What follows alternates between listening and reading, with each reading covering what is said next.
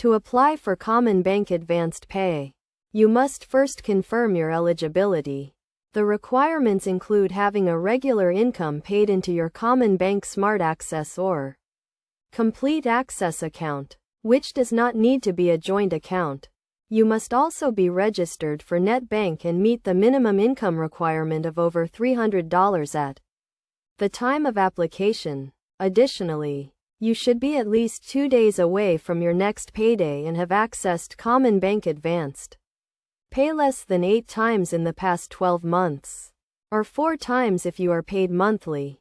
Once you have met these requirements, you can apply online by answering a few simple questions about your pay and choosing a limit and expiration date based on your next payday. If approved, you will typically have access to the chosen limit within minutes.